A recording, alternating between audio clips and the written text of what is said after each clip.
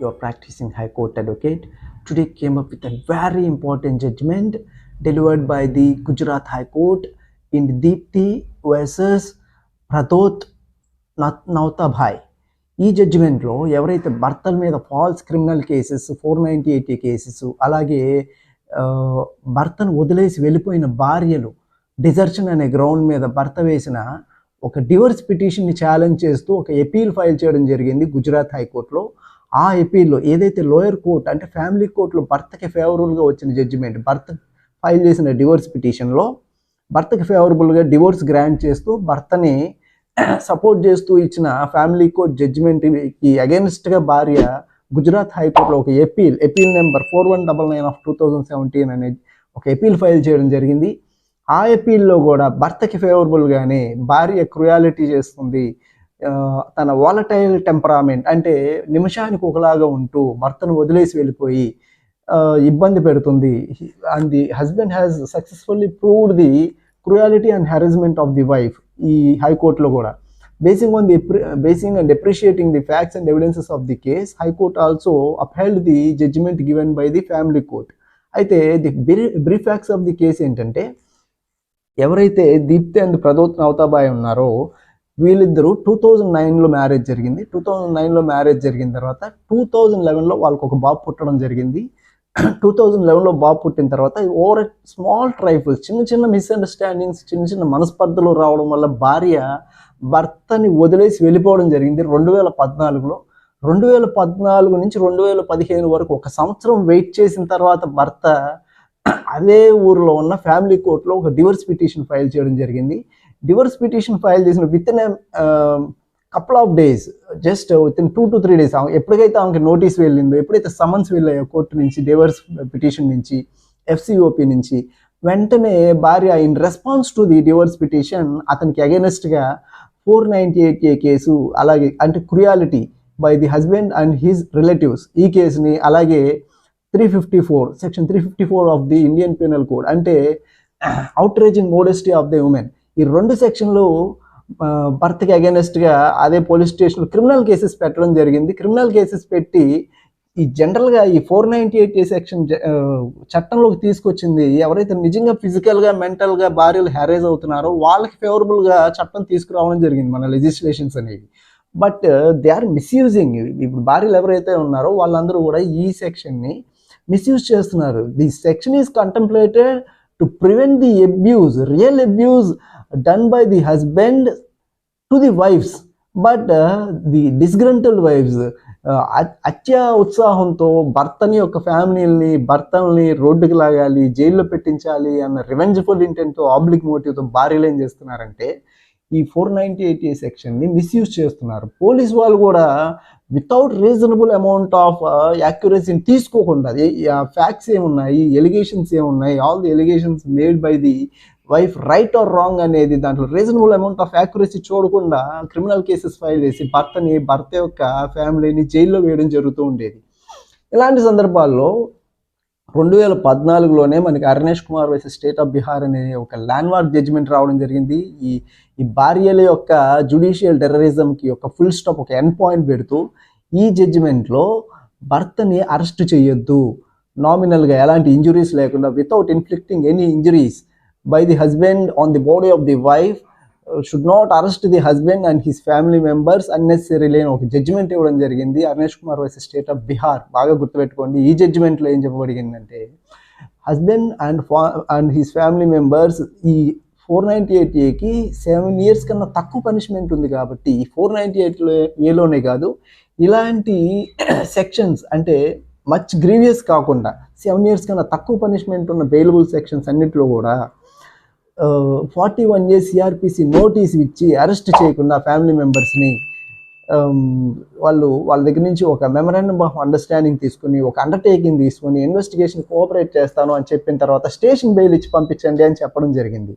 అయితే ఇదే జడ్జిమెంట్ని ఫాలో అవుతూ ఇక్కడ ఎవరైతే మన ఏపీలో ఈ క్లయింట్ ఉన్నారో ఇతనికి కూడా 41A CRPC నోటీస్ ఇచ్చి పంపించడం జరిగింది. But before Arnesh Kumar versus state of Bihar ఈ జడ్జిమెంట్లో ఏం జరిగింది అంటే ఎవరెవరైతే ది ఎవ్రీ అవర్ ఈ 498 కేసెస్లో మిస్యూజ్ చేస్తూ భార్యలు భర్తకి అగెనిస్ట్గా పెట్టిన కేసెస్లో every hour spending in jail, every hour in incarceration is the biggest travesty of justice to the clients. అంటే అక్యూజ్డ్ ఎవరైతే ఉన్నారో ప్రతి నిమిషం వాళ్ళు స్పెండ్ చేస్తున్న జైల్లో స్పెండ్ చేస్తున్న ప్రతి నిమిషం కూడా it is a big devastation, it's a big deplorable to the client, financially, physically, mentally, socially వాళ్ళని చాలా దిగజారుస్తున్నాయి. ఇలాంటివన్నీ దృష్టిలో పెట్టుకుని మన supreme court, honourable supreme court in Arnesh Kumar versus state of Bihar అనే జడ్జిమెంట్లో ప్రాపర్ గైడ్ లైన్స్ ఇవ్వడం జరిగింది. ఎలా అరెస్ట్ చేయాలి, అరెస్ట్ చేసినప్పుడు వాళ్ళ రైట్స్ ఏంటి, అరెస్టెడ్ పర్సన్ యొక్క రైట్స్ ఏంటి, అక్యూజ్డ్ యొక్క రైట్స్ ఏంటి, 7 years కన్నా తక్కువ పనిష్మెంట్ ఉంటే ట్రిపుల్ టెస్ట్ పాస్ అయితేనే వాళ్ళని అరెస్ట్ చేయాలి. అలాగే మన పితామహ ఆఫ్ జస్టిస్ కృష్ణ నయన్ గారు కూడా తప్పని పరిస్థితుల్లో అరెస్ట్ చేసినప్పుడు ఒక స్టేట్మెంట్ అనేది ఇవ్వడం జరిగింది. Bail is the rule and jail is the exception అని. ప్రతి కేసులో స్ట్రైట్ జాకెట్ ఫార్ములా యూజ్ చేసి అరెస్ట్ చేసుకుంటూ వెళ్ళకూడదు, 41A CRPC నోటీస్ ఇచ్చి పంపించాలని చెప్పడం కూడా జరిగింది. అయితే ఈ పర్టికులర్ జడ్జిమెంట్లో ఇప్పుడు నేను చెప్తున్న ప్రజెంట్ అపీల్ నెంబర్ 4199 ఆఫ్ 2017లో భార్య ఎవరైతే ఉన్నారో ఇతనికి అగెనిస్ట్గా 2 క్రిమినల్ కేసెస్ పెట్టడం జరిగింది, just for harassing him and his family members. Criminal cases పెట్టిన తర్వాత under 482 CRPC in the honourable Gujarat హైకోర్టులో ఆయన క్వాష్ పిటిషన్ ఫైల్ చేసుకోవడం జరిగింది. The high court put and end to the criminal cases. 2 criminal కేసెస్కి ఒక ఎండ్ పెట్టడం జరిగింది, క్వాష్మెంట్ ఇవ్వడం జరిగింది. Fortunately the husband has successfully proved, భార్య ఏవైతే ఎలిగేషన్స్ అతని మీద పెట్టిందో క్రిమినల్ కంప్లైంట్స్లో, all the allegations made by the wife or purely omnibus allegations. And the counsel for the petitioner ఎవరైతే ఈ క్వాష్ పిటిషన్ వేసిన హస్బెండ్ యొక్క అడ్వకేట్ ఉన్నారో అతను కూడా ప్రూవ్ చేయడం జరిగింది. All the allegations made in the complaint are purely devoid of any merits అని చెప్పడం జరిగింది. All the continuance of the legal proceedings may lead to abuse of process law అని కూడా చెప్పడం జరిగింది. So with the satisfied with the contention of the advocate of the husband, high court fortunately quash పిటిషన్ని admit చేయడం జరిగింది. అలాగే ఎఫ్ఐఆర్ని ఛార్జ్షీట్ని quash కూడా చేయడం జరిగింది. అలాగే ఈ పర్టికులర్ ఈ అపీల్లో ఈ డైవర్స్ ఆర్డర్కి అగెనిస్ట్గా భార్య ఏదైతే అపీల్ వేసిందో ఈ డైవర్స్ ఆర్డర్లో కోర్టు భర్తకి కొన్ని డైరెక్షన్స్ ఇవ్వడం జరిగింది.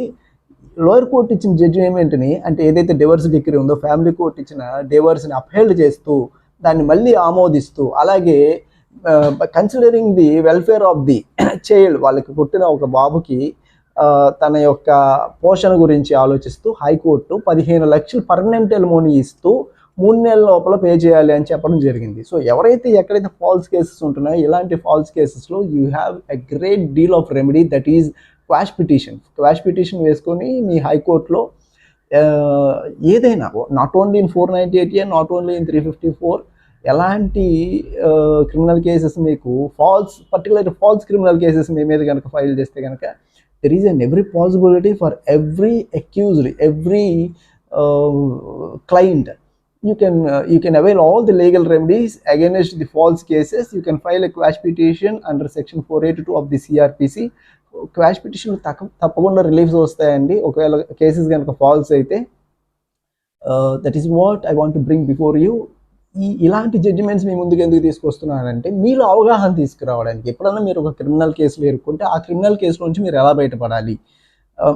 ఇలాంటి 498A సెక్షన్స్ ఇన్కార్పొరేట్ చేసింది for the welfare of the women, those who are subjected to the physical and mental cruelty, mental harassment. అంతేగాని ఇలా మిస్యూజ్ చేయడానికి కాదు, ఇలా భర్తల్ని ఇబ్బంది పెట్టడానికి కాదు, ఫ్యామిలీ మెంబర్స్ని రోడ్డుకి లాగడానికి, క్రిమినల్ కేసెస్లో ఇరికించి వాళ్ళ రివెంజ్ తీర్చుకోవడానికి కాదు. ఈ మ్యారేజ్ అనే వ్యవస్థ చాలా డెలికేట్గా ఉంటుంది. ఆ వ్యవస్థని కాపాడుతూ, ఆ వ్యవస్థని గౌరవిస్తూ ఏదన్నా ఉంటే ఫ్యామిలీలో తేల్చుకోవాలి. కానీ ఇలాగా కేసెస్ వేసుకొని ఇయర్స్ టుగెదర్ డ్రాగ్ చేస్తూ భర్తల్ని జైల్లో పెట్టించి చివరికి ఒక్కసారి మీకు తెగిన రిలేషన్ మళ్ళీ రావాలి అంటే రాదు. అది స్టేషన్స్లో కాకుండా మీలో మీరు అడ్జస్ట్ అయ్యి మీలో కాంప్రమైజ్ అయ్యి, లేదా if it is not possible, it is reversible break down అనుకున్నప్పుడు, మళ్ళీ కలవలేము అని మీలో మీకు తెలిసినప్పుడు కొంచెం సెటిల్మెంట్ చేసుకోండి. ఎల్స్ ఇది కాకపోతే మీకు before entering in to the matrimonial relation ఒక అగ్రిమెంట్ రాసుకోండి. ప్రీనప్టియల్ అగ్రిమెంట్స్ అనేవి ఉన్నాయి. Nowadays people are very rapidly following these prenuptial agreements. ఈ ప్రీనప్టియల్ అగ్రిమెంట్స్ అనేది ఫాలో అవ్వండి. ఆ అగ్రిమెంట్లో రాసుకోండి ఎవరెవరి దగ్గర ఉండాలి, కస్టడీ ఆఫ్ ది చైల్డ్ ఏంటి, వాళ్ళ ఇచ్చిన ఆర్నమెంట్స్, ఇంకా ప్రాపర్టీస్, వాళ్ళు ఇచ్చిన డౌరీ, ఇంకా ఫిక్స్డ్ డిపాజిట్స్, ఇలాంటి ప్రతిదీ. ఎప్పుడైతే మీరు డివర్స్కి వెళ్తున్నారో డివర్స్లో ఎలాగో మీరు ఇన్కమ్ ఎఫిడవిట్స్ వేస్తూ ఉంటారు, ఎవరు అసెట్స్ లయబిలిటీస్ అన్ని చూపిస్తూ ఉంటారు. అక్కడ ఇబ్బంది పడి అంత దూరం వెళ్ళడం కన్నా కూడా మీరు ముందుగా ఈ ప్రీనప్టియల్ అంటే ప్రీ మ్యాట్రిమోనియల్ అగ్రిమెంట్స్ ఇలాంటివి రాసుకుంటే కనుక మీకు ఎలాంటి ఇబ్బంది ఉండదు. ఫర్దర్గా మీరు పెద్ద మనుషుల్లోనే క్లోజ్ చేసుకొని మ్యూచువల్ కన్సెంట్ డివర్స్కి వెళ్ళిపోవచ్చు. అప్పుడు ఇద్దరికి టైం అనేది వేస్ట్ అవ్వకుండా, ఎలాగైతే ఆర్టికల్ 142 క్లాస్ 2లో మన సుప్రీంకోర్టు జడ్జిమెంట్లో చెప్పడం జరిగిందో, weaving of the cooling of period అంటే 6 months కూలింగ్ ఆఫ్ పీరియడ్ ఏదనేది ఇస్తారు ఒక డివర్స్ పిటిషన్ ఫైల్ చేసుకున్నప్పుడు మ్యూచువల్ కన్సెంట్ డివర్స్లో. అక్కడి నుంచి మళ్ళీ మీకు ఒక 18 months వరకు దాన్ని స్ట్రెచ్ చేసే ఛాన్సెస్ ఉంటాయి. సో ఎక్కడైనా మీకు ఏమైనా రీకన్సీలియేట్ అయ్యే ఛాన్సెస్ ఉన్నాయా, ఎక్కడైనా మళ్ళీ భార్యాభర్తలు కలిసే ఛాన్సెస్ ఉన్నాయా అనే ఒక ఛాన్స్ ఇవ్వడం జరుగుతుంది భార్యాభర్తలకి. ఎప్పుడైతే భార్యాభర్తలు ఇద్దరు ఎడ్యుకేటెడ్ అయి ఉండి, ఇద్దరు మెచ్యూర్డ్గా ఉండి ఇంకా కలిసే ఛాన్స్ లేదు అనుకున్న సందర్భాల్లో ఇద్దరు ఒక application for weaving of the cooling of period అంటే ఈ 6 months పీరియడ్ మాకు అవసరం లేదు, ఇప్పటికే మేము చాలా నష్టపోయాము, ఇప్పటికే మేము చాలా టైం వేస్ట్ చేసుకున్నాము, ఇంకా ఎంత టైం వేస్ట్ చేసుకున్నా మాకు పెయినే వస్తుంది తప్ప మళ్ళీ మేము కలిసే ఛాన్స్ లేదు అనే first motion and second motion అనేది 2 motions ఉంటాయండి డివర్స్ పిటిషన్స్లో. ఈ ఫస్ట్ మోషన్ వేసిన తర్వాత 6 months లోపల మళ్ళీ సెకండ్ మోషన్ అనేది వేయాలి. మాకు మా ఆలోచనలో మా డైవర్స్ పిటిషన్ ఫైల్ చేసుకున్నప్పుడు మాకు ఎలాంటి మార్పు లేదు, మేము ఫర్దర్గా కూడా డైవర్సే తీసుకోవాలి అనుకుంటున్నాం, మేము మళ్ళీ కలిసి బతకాలనుకోవట్లేదు అని సెకండ్ మోషన్ మూవ్ చేయాల్సి ఉంటుంది. ఆ సెకండ్ మోషన్ మూవ్ చేయడానికి 6 నెలల టైం పీరియడ్ ఉంటుంది. ఫస్ట్ మోషన్ మూవ్ చేసిన తర్వాత డైవర్స్ పిటిషన్లో 2 motions అనేది మూవ్ చేయాలి. సో ఇలాంటి మెచ్యూర్డ్గా అంటే ఇంక మేము ఇర్రిట్రేవబుల్ బ్రేక్ డౌన్ అయింది, మా ఇద్దరి మధ్యలో ఇంకా కలిసే ఛాన్స్ లేదు అనుకున్న సందర్భాల్లో మీరు కనుక ఈ అప్లికేషన్ మూవ్ చేస్తే article 142 of the Indian constitution ప్రకారం మీరు మాకు ఈ టైం వేస్ట్ అవుతుంది, అబ్రాడ్ వెళ్ళాలనుకుంటున్న వాళ్ళు కానీ లేదా వేరే వాళ్ళు మ్యారేజ్ చేసుకోవాలి అనుకుంటున్న వాళ్ళు కానీ ఇంకా టైం వేస్ట్ చేయకుండా వీళ్ళతో ఉన్నంతసేపు మేము పెయినే వస్తుంది, మాకు మేము కలిసే ఛాన్స్ లేదని స్ట్రాంగ్గా మిమ్మల్ని మీరు బిలీవ్ చేసినప్పుడు ఈ ప్రావిజన్ యూటిలైజ్ చేసుకుని దాని జడ్జిమెంట్ కూడా ఇంతకుముందు వీడియోస్లో చెప్పానండి. Kindly go and search in the channel. ప్రతిదీ మ్యాట్రిమోనియల్ ఇష్యూస్ గురించి, క్విక్ డైవర్స్ గురించి ఉంటుంది. సో ఇలా మీరు అప్లికేషన్ మూవ్ చేసుకొని ఆ 6 months కూడా వేస్ట్ అవ్వకుండా తొందరగా మీకు ఆల్మోస్ట్ ఒక 1 monthలో మీకు డివర్స్ వచ్చేలాగా కూడా ప్లాన్ చేసుకోవచ్చు. ఇలాంటి మరిన్ని ఇంట్రెస్టింగ్ విషయాలు మీరు తెలుసుకోవాలి అనుకుంటే కైండ్లీ సబ్స్క్రైబ్ మై ఛానల్. అలాగే మీ ఫ్రెండ్స్కి, అలాగే మీ రిలేటివ్స్కి ఎవరికి ఎలాంటి ఇబ్బందులు ఉన్నా without consultation I will advise you. మీ ఎలాంటి లీగల్ డౌట్స్ ఉన్నా కూడా వాటిని మేము సార్ట్అవుట్ చేస్తాము. If you want to go in depth with the documents అప్పుడు మేము ఏదైనా కన్సల్టేషన్ ఛార్జ్ చేస్తాం. కానీ అంటిల్ ఆర్ అన్లెస్ జస్ట్ మీరు ఒక ఏదైనా క్వెరీ ఉండి ఒక కేసుని రీసెర్చ్ చేయమంటే there will be A consultation. అలా కాకుండా ఒక మీరు చెప్పి just for a call we won't charge anything. Kindly share the channel. This is only the videos are making only to bring the legal awareness among the people, among the laymen. Normal అంటే general పబ్లిక్లో చట్టాల మీద అవగాహన లేదు. ఎందుకంటే మన daily activities కూడా మన అవినాభావ సంబంధం ఉంటుంది చట్టాలతో. కాబట్టి kindly subscribe. Thank you. Your practising high court advocate is signing of.